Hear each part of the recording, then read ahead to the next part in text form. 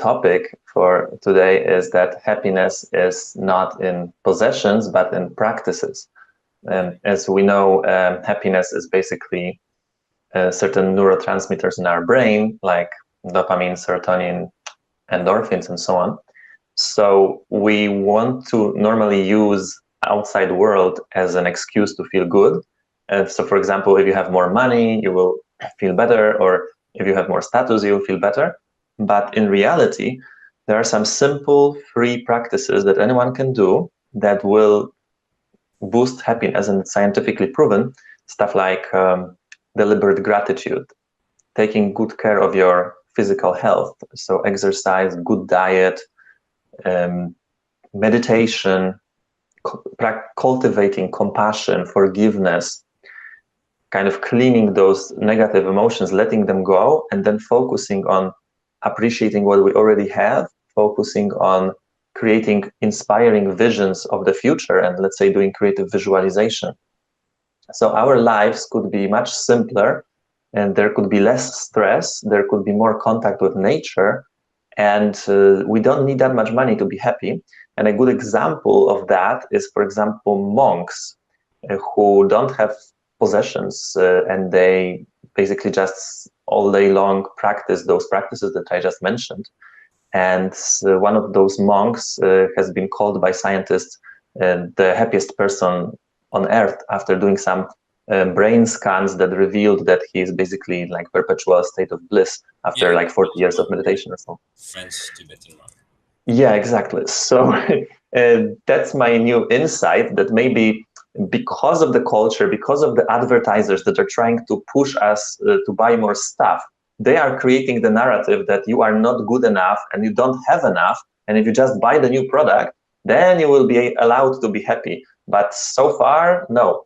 And there are those covers of the magazines with photoshopped models, and if you don't look exactly like that, you don't deserve to feel happy, and you don't deserve to feel good about yourself, and so on. So we are programmed by society to not feel happy and to look for happiness in things that are pricey, or some status symbols, like you need to finish your degree and you need to get a good job and you need to get the house, and only then you're allowed to be happy. But it never comes, because we get used to whatever we achieve or whatever we possess. So we end up just chasing happiness instead of focusing on the fact that in the now we could experience it today with a few simple practices and just changing the paradigm, the mindset, how we perceive what we already have.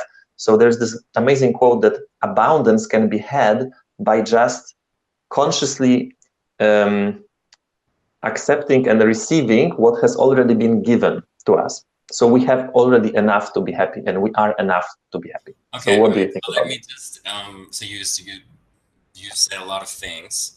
So first of all, you're saying it's not about possessions, it is about practices. You're saying these possessions are not necessary for happiness. There are certain practices that can bring us happiness even if you don't have these possessions. And you're saying that society makes us want those possessions, while really it should be those practices that could bring us happiness. And some of those practices that you mentioned were gratitude, were meditation, were forgiveness, vision of the future. I think you also mentioned good nutrition and exercise. Okay. So one quick observation. A month ago, we had a call about effortless work. Mm-hmm. And in that call, you said effortless work is basically about two things. One, finding an area of work that you really like. And two, having certain practices that make the work effortless. And you mentioned meditation, mindfulness, and good nutrition, exercise, and it seems that things that would lead to effortless work also would lead to happiness. They would. Okay. Now the question that I have is several. So number one, do you think that it is society that makes us want those possessions? Or do you think it might be nature that naturally, even without the influence of society, makes us want those possessions? I think it's largely society, because if you look at, let's say, tribes that live, hunter-gatherer tribes, they don't necessarily desire a new Tesla, or I don't know. We started as the species, living in those tribes, and no one had any possessions. We were moving in the herd around. We couldn't carry too many things, so we didn't have them. Possessions started as a thing with agriculture about 12,000 years ago. So it's a new thing, evolutionarily speaking. So while we do want to be fed, and we don't want to be hungry and all of that, I think it's quite new for humanity to require all those possessions. And we do have some biological mechanisms that definitely make it work, that yes, we are always choosing more instead of less if we have a choice. But the focus on that comes, I think, also from agriculture. Okay. Uh, I partly agree with it, in the sense that if you look at primitive tribes, even nowadays, they might not desire a Tesla because they don't know about a Tesla, and they don't have the desire because their friends don't have a Tesla. But I do think that the desire for possessions and the desire for status and the desire to differentiate yourself from others and to be better than others and to get a certain status by possessions, I think that is something that is ingrained in us naturally. And you can look at animals and you can see that a lot of animals have it, that they are, some birds are gathering a lot of stuff to make themselves or the nest look very beautiful, so that the males do that. So the female comes, looks at it, and says, "Wow, what a nice nest. Okay, I'm gonna be your mate." So I think it's something similar. We have it programmed into us to want to gather these possessions because those possessions help us in reproduction, and reproduction is the only thing that nature, evolution cares about. So you can also see this when tribes, even primitive tribes, when they see jewelry, they want to put on jewelry. They want to differentiate themselves. So you can see those tribes that have their own tribal jewelry to differentiate themselves. And they would want to have this jewelry, and they would pay a lot. That would be very valuable, even though it doesn't have any real utility except for the way that you look. So I do think that this is something ingrained in us, and it's not the society's fault. It's society's fault, maybe, as you mentioned, to give us the illusion that this is what we are supposed to have, to give us the image, that the vision that this is possible, that people that we see on social media or that we see in the overall media are people that are happy, rich, have a lot of possessions, and so we feel, yes, we should have the same. But I do think that, so this is it makes them stronger, but the drive to have possessions is there naturally in us, because this is what nature wants. Would you agree? Okay, that's a very interesting point. Actually, you're saying that it's for reproduction, but it's also for survival, potentially, right? Some animals, like bees, for example, create honey so that they can survive the winter and so on. So there are some of those mechanisms, and I do agree that certain level of that is true. But also there is something called self-expression, where we seek artistic expression, maybe to show our uniqueness, our true self. That's definitely there as well. But I do believe also that because of advertising, if you compare, for example, lives during communism, where there was no advertising and there was really no possessions to be had, like everyone had pretty much the same status and so on, people were a little bit different. People were a little bit more relaxed about owning, and maybe they weren't chasing that many things that much, because there is a part of the default kind of wants, and then there is the part of manufacture things. There's like needs and wants, right, in marketing. So you need shelter and food and clothes, but you desire an iPad. And these are the not necessary things, but they make you believe that you need those things. So it's interesting, even like if you go to Cuba, for example, or somewhere where there's no advertising, brainwashing people 24/7, thousands of messages of marketing all the time, people can potentially be happy because they have good relationships, because they have some food, they can dance, those things fulfill them. And there's always tighter community in those communist countries, for example, because it needs to be to survive, one of the reasons, because the state doesn't function well, but it's also people are not chasing the possessions so much because they're more happy with simple things. Okay. All right. So I would summarize, and I agree with you, that on the one hand, we have nature that makes us want certain things. But on the other hand, we also have society that might make us want those things more. And while most people would say what they want is happiness, in their action, they're not doing what would make them happy, but they are, as you say, many times pursuing certain possessions or certain status, which they would then say is because they're looking for happiness, but in fact, this is not what's really making them happy. Now, if it's because of society indoctrinates them to search for that, or if it's because nature um, puts a program into us for reproductive purposes that we want that, it doesn't really matter that much. I think what matters is to realize that this is not what's making us happy. And so, for us, I think the most important thing, I think for anybody, if the goal is happiness, is to realize what are the things that really make us happy. And so we can start with saying many of the things that people are pursuing do not make them happy, especially material possessions, as you mentioned. And there are certain things that can make us happy that are very simple. Like you said, gratitude exercise, meditation, forgiveness exercise, good nutrition, and physical exercise. And the question for me is now, what other things are required for happiness?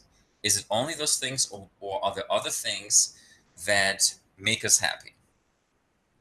Well, there's more, obviously, like connection, community, belonging, nature. I think we live right now in a very unnatural way. We're not designed to be sitting in front of the computer, for 8 hours at work, and then for 6 hours later, and then being on the phone in the meantime, spending all our waking hours in front of screens, indoors, removed from nature, not moving, and so on. So there are a lot of problems. And another thing is the distractions, the dopamine traps that we use now, which is either social media or all kinds of things that give us instant kick of dopamine, which could be also food. People are addicted to sweets and so on.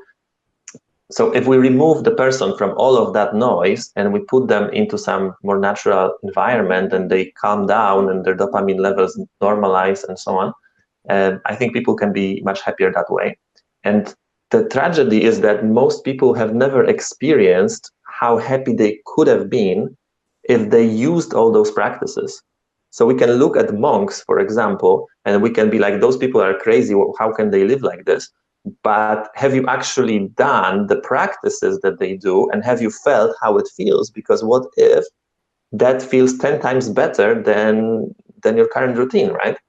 That's the interesting question. What do you think? Okay, all right, okay. So we can say that nature and society has programmed us in a way that we want to seek certain things which do not make us happy, even though most people would say that happiness is the number one objective.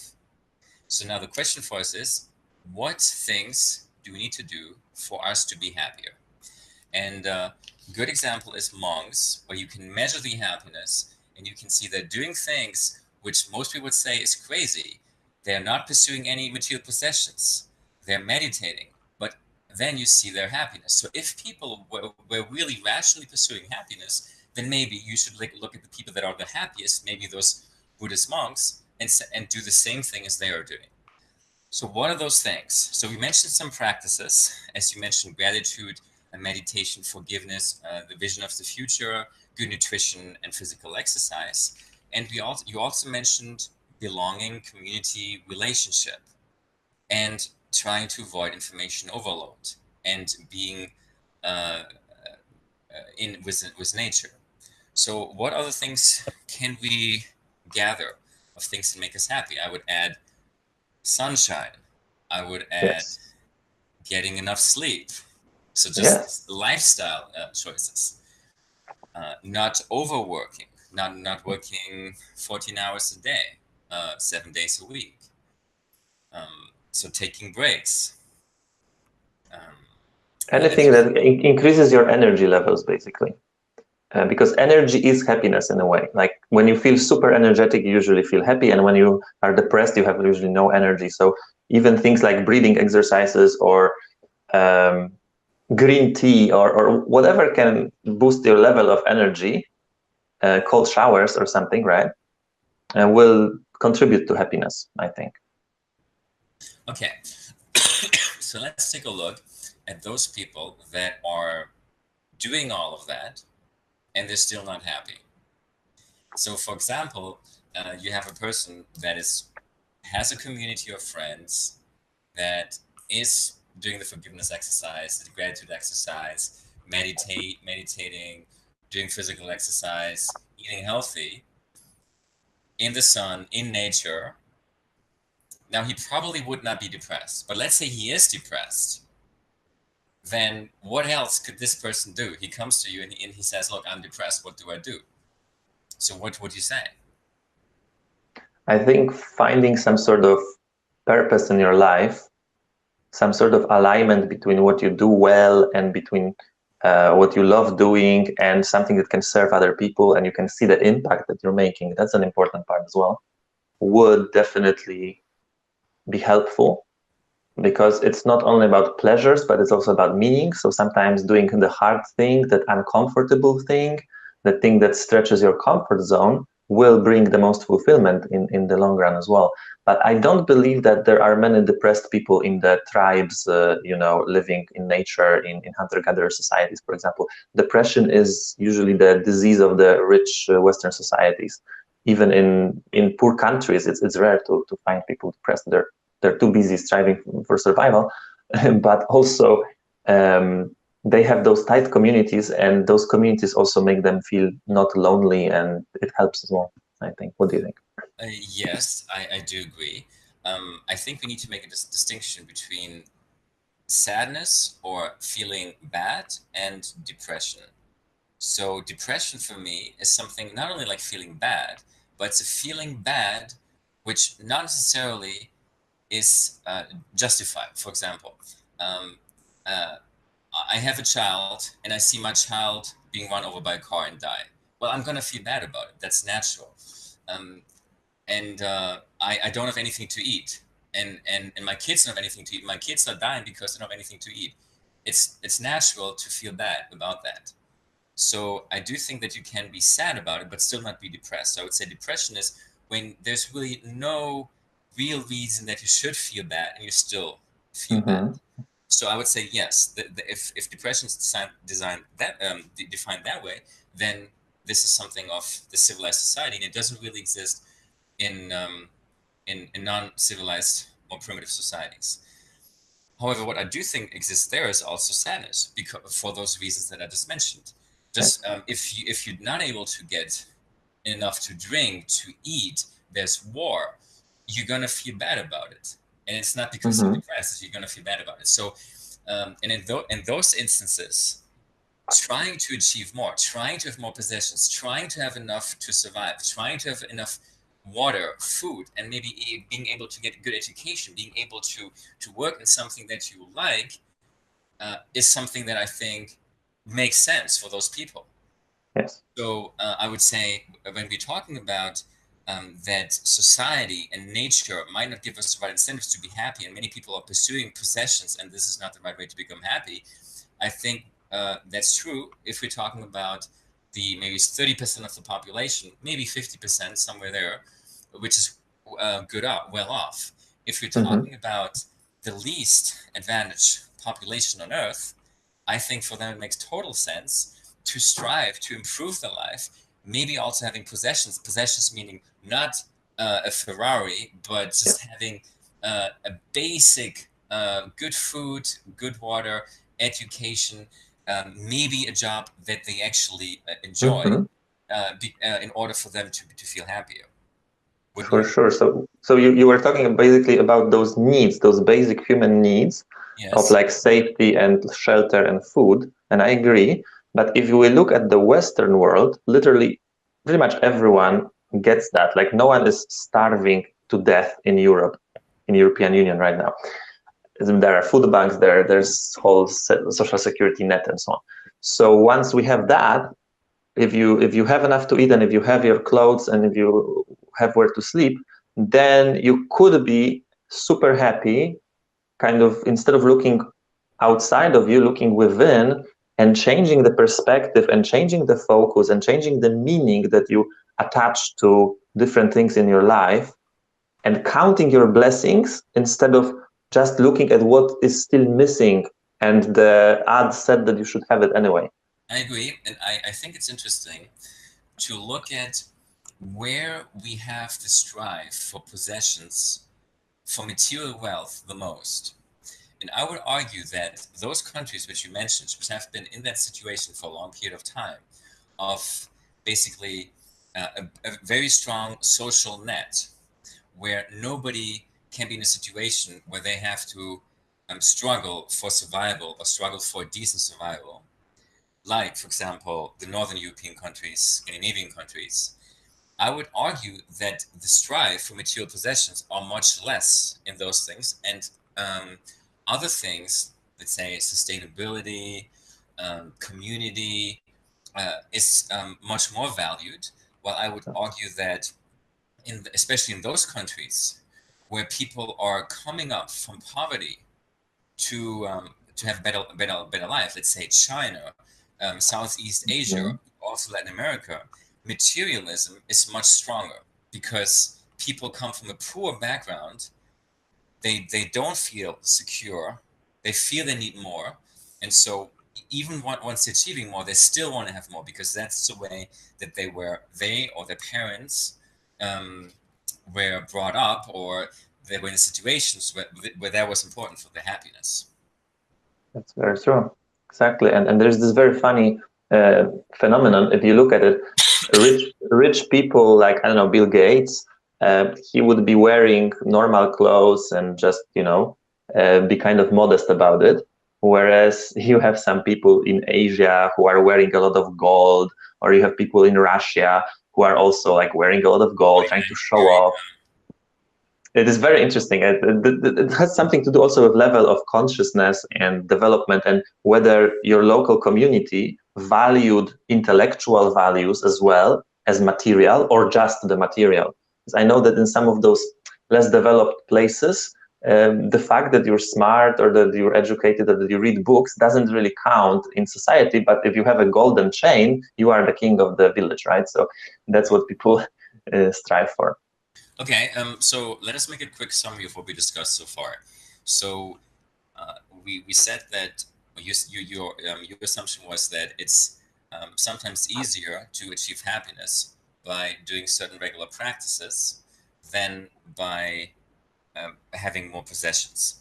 And while many people strive for that, because of social as well as natural programming, um, it makes us many times happier to go for those practices like gratitude, physical exercise, good nutrition, meditation, and mindfulness. Right? So then we were Mhm. talking about certain other things besides those practices that are important for our happiness. So we can say that nature does not want to make us happy. Society programming is also not what leads to happiness. So what we should design is the best strategy for us to become happy. So there are certain practices that we mentioned. I would say this generally it's lifestyle related. It is getting enough sleep, being out in nature, doing regular physical exercise, good nutrition, getting breaks. All of this having to do with the lifestyle, I feel, is the first thing that needs to be done Mm-hmm. to be happy. And many people suffer sadness or depression because they don't take care of that aspect. Now, what we also saw is that if you're really badly off, you don't have enough to eat, you don't have enough to have a good education, then maybe it makes sense to strive for possessions, even material possessions, just to get a little bit higher, to have the basic. Mm-hmm. So improving the life situation is something that maybe for us is no longer so important, but I believe for somebody who is very poor is also important to increase the happiness. Um, so what other areas can we define which are important in the recipe for happiness? It has a lot to do with the way we think, our patterns of thinking and feeling that we are immersed in every day, and it has Okay. a lot to do with how we interpret the reality, right? Okay. So I think that's exactly what I thought about thoughts. Because basically happiness is an emotion, and it's hard to program yourself directly to become happier. It's not like, okay, now I want to be happy, and you're happy. It's hard to do. What is easier to do is to change your thoughts. And I believe in most cases, when we're happy, when we're sad, there's certain thoughts that accompany that happiness or sadness. So if we are able to change our thoughts from thoughts that make us sad to thoughts that make us happy, then we're going to be happy. So now the question is, how do we do this? How can we change our thoughts to be happier thoughts? I think we need to realize that we are always filtering reality. So we could be paying attention to so many different things, but we choose to put our laser of attention, which is very small, on this thing and not that thing. And when we think about this, we don't think about that. So what we think about is very important. But the second thing is the way we think about it. Are we looking to appreciate that, or are we looking to say that it's not enough, or we don't have enough, or someone else has more? So the story that we tell ourselves about what we're analyzing at the moment through the laser of our brain is equally important. So what you pay attention to, what meaning you assign to it. And that's why gratitude exercise is such a great thing, because it immediately puts your attention on what you have and what works in your life, and then the interpretation of that comes that you appreciate it, you're thankful for that. So it produces happiness quite rapidly. Within minutes, you feel so much better. Okay. What I also feel is that we should probably differentiate from just saying overall happiness or overall sadness to certain qualitative differences and different happiness emotions or sadness emotions. So, for example, if I think about sadness or negative emotions, I think it's not only general sadness. I would say that there is envy. I would say there is jealousy, which doesn't feel comfortable. I would say there's anger, which is also a negative emotion. I would say there is regret as another negative emotion, and I would also be able to identify several positive emotions besides just general happiness, like for example, an emotion of love, an emotion Mm-hmm. of looking forward to something positive, or in, as you say, gratitude, which is basically realization of you well off, or thinking about a past thing that happened, which is positive. Um, of course, you can think about euphoria and euphoric moments, or the orgasm, the pleasure you get from an orgasm. These are all positive emotions, and I think it's too qualitative different to all categorize them under one Mm-hmm. happiness or one sadness. So for me, Mm-hmm. the question would be, how can we get more of those positive emotions, and how can we get less of those negative emotions? And I think for each emotion, be it negative or positive, the recipe is different. Exactly. You mentioned the word recipe. I was about to say that there is literally like a recipe, and we can recognize the patterns of thought and emotion that follow. And most of people live every day like the previous day. So we kind of live in the past in terms of our habits of thinking and feeling, and then we live in the same environment which triggers the same thoughts, which trigger the same emotions on the daily basis. So there's this book, Breaking the Habit of Being Yourself, exactly how to break out of this vicious circle.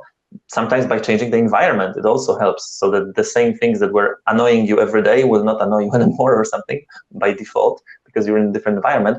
But it's also about consciously making some time to cultivate new ways of thinking. So that's why, for example, guided meditation with creative visualization is so powerful, because you take that time each day to imagine yourself in this perfect scenario and to feel it, and that starts rewiring your brain, and then you become a little bit a different person with everything that you do, and you start kind of showing your subconscious how your life should look like, and then your subconscious tries to kind of bend reality so that it follows that vision.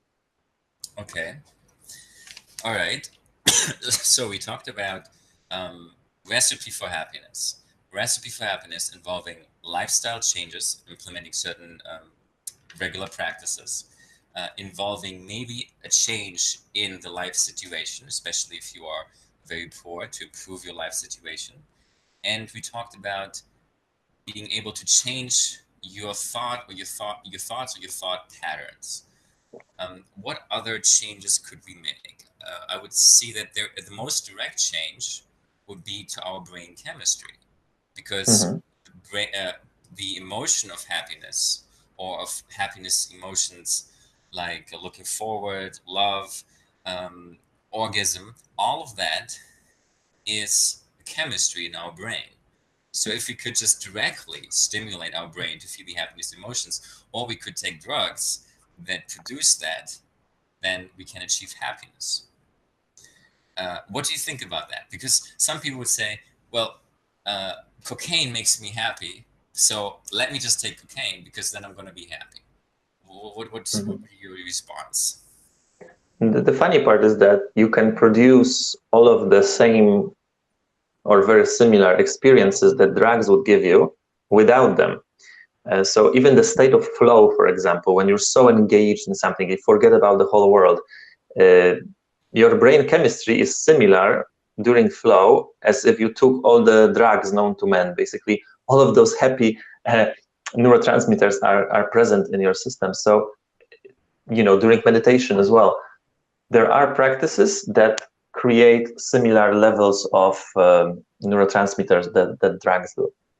And I would also add that it's really valuable to experiment. If you hear that, for example, meditation is so good, then finding the right way for you to meditate, which is not that easy because everyone goes to YouTube, types how to meditate, and they're like, oh, try to not think about anything for an hour. And it's like so impossible for them to do. But if there's, let's say, a guided meditation where you just lie down, close your eyes, follow the thing, you have some binaural beats with that, it's effortless meditation, and it brings results as well. So finding out about ways to increase your happiness naturally, and then experimenting with that in your life, and then seeing what works for you and what sticks with you, and then implementing that as a part of your daily routine can be absolutely life transformative, because some things you will find that are better for you, some things will maybe not work for you, but once you have those that work and once you put them into the routine, into every day, then you are on the trajectory to be happier and happier and happier.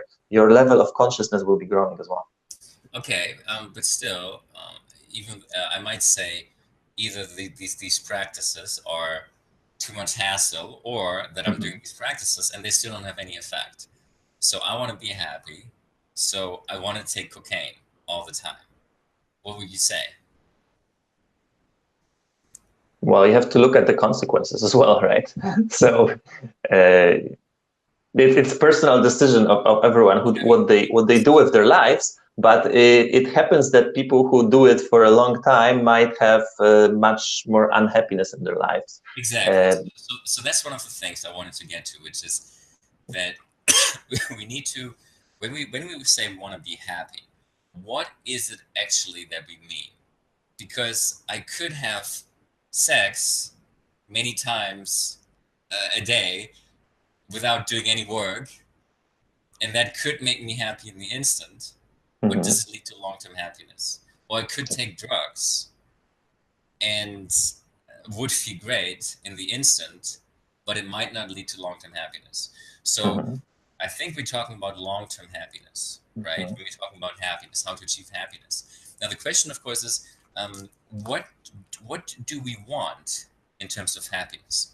For example, do we want to have a life where we have, say, 1,000 moments of extreme happiness and euphoria, but the 90% of our life being kind of gray uh, and not so interesting and not so happy? Or would we like to have a life without those euphoric moments, the breath, take the breath away, but have a constant level of higher happiness? So, or does it matter for us if we have a great happiness in the last 5 years of our life, but not at the life before?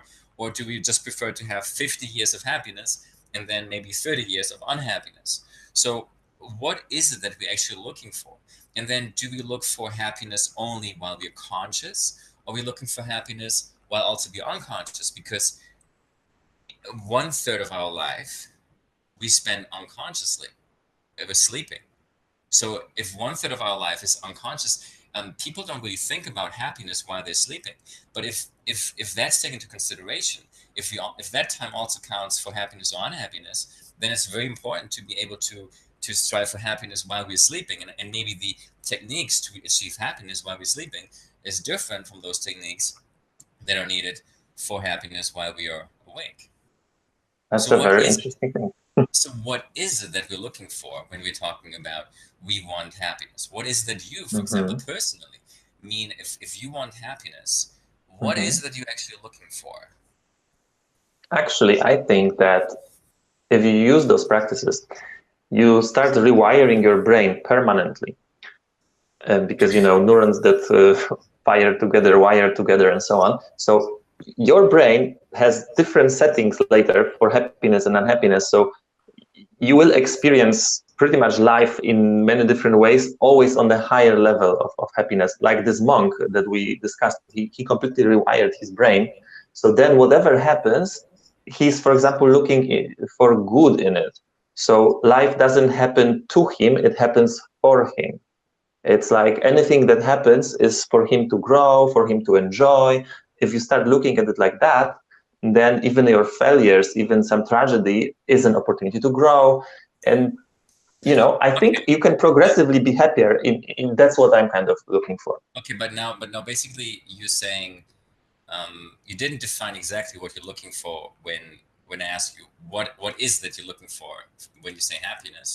But basically, you're saying it doesn't matter that much because whatever kind of happiness I want, it would be achieved by those practices. Yeah. Right? Okay. Now, one question came up when you were talking about this monk that has the highest level of happiness. And you were saying that the Buddhist monks achieve the highest level of happiness, and for you, its purpose is to achieve happiness. Then my question would be, why are you not following the steps?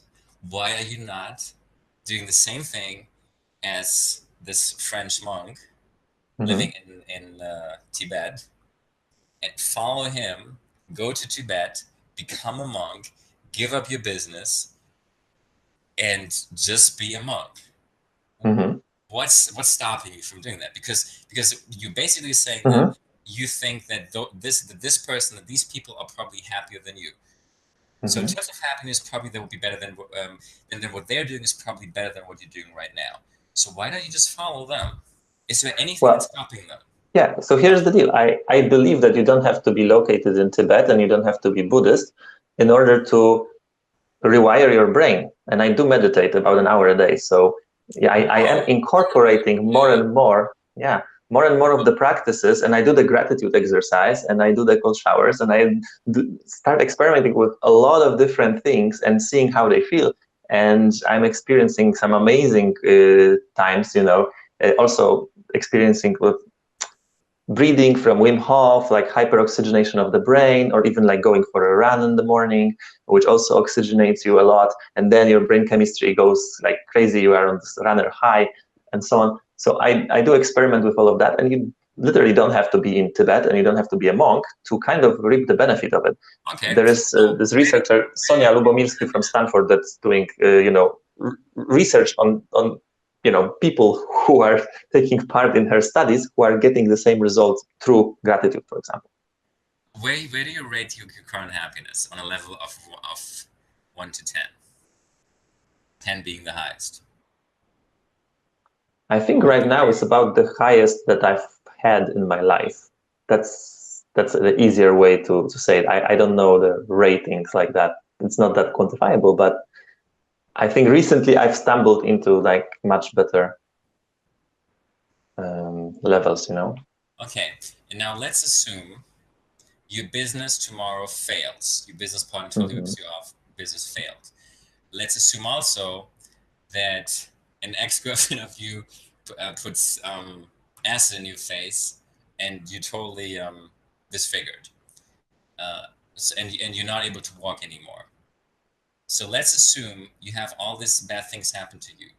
Do you think during the next year you would have the same happiness because you're continuing your gratitude practice and the other exercise? You're eating healthy, doing physical exercise? Or do you actually think that those things financially as well as physically and have an impact on your emotions, on your happiness? It's hard to say. It's hard to predict your happiness in the future, but I can tell you this. I remember when I was a child, let's say I was 5 years old, I lived in communist Poland, and there was not much stuff. I was so happy doing super simple things like, building some dams on the river or the stream or something, or like playing soccer, or the basic things, or reading books. And I'm still super enjoying these very simple things. So as long as I'm able to enjoy them and appreciate them, I think I could be fine. Yeah. Okay. All right, Sebastian, great discussion. One final question that I have for you is, since you lived in communism and you've traveled a lot, and we talked about that society does not give us a blueprint for happiness, our society we're living in, the Western society. Do you feel that another economic or political system could lead to more happiness than what we have in the West? Potentially, but I don't think we found it yet. So all the systems that we know have pluses and minuses, and it's fascinating to watch the differences, like where does the system place emphasis on, right? And definitely productivity and money is very important in capitalistic systems. But then you look at Scandinavian countries that are kind of blending things, and China is kind of blending things as well in their own way. So it's interesting. But even living in the capitalistic society, you don't have to subscribe to that kind of ideology of you need to always consume more. You can be the monk in capitalism. No one is going to bother you about it. So I think capitalism is good enough for that, right? So we discussed a lot of things, Sebastian. How would you summarize today's call? What were the most important ideas? I think you are the better one in summarizing. I usually live in the flow, Yeah, so I would summarize that most people say they want to achieve happiness, but in fact, they're after achievements and possessions, which many times do not make them happy. And it's in many cases quite easy for people in the Western societies to be happy because they have all the basics taken care of. So doing certain things that anybody can do, like gratitude exercise you mentioned, meditation, mindfulness training, forgiveness, a vision of the future, getting enough sleep, taking breaks, not overworking, not having information overload, doing physical exercise, doing all these simple things, you are able to achieve a higher level of happiness. So the recommendation is, don't listen to what Western society wants to do. which you think might make you happy. Even don't listen to your natural programming, which only cares about reproductive success, which many times means having more status and possessions, but care, but really think about what is making you happy. Look at examples of people that are happy, like, for example, Buddhist monks, and see that it's not for them the possessions, the status, but it's other things. And especially when we're talking about practices, as well as some other things besides those practices, like, for example, having fulfilling relationships, intimate relationships, having the basic needs being taken care of, and being able to uh, be aware, mindful of our thoughts, and being able to produce more positive thoughts than negative thoughts. Yeah, If you answer this, perfect. okay, cool. Yeah, very good. Yeah, All right. thank you. Okay, thank you, Sebastian.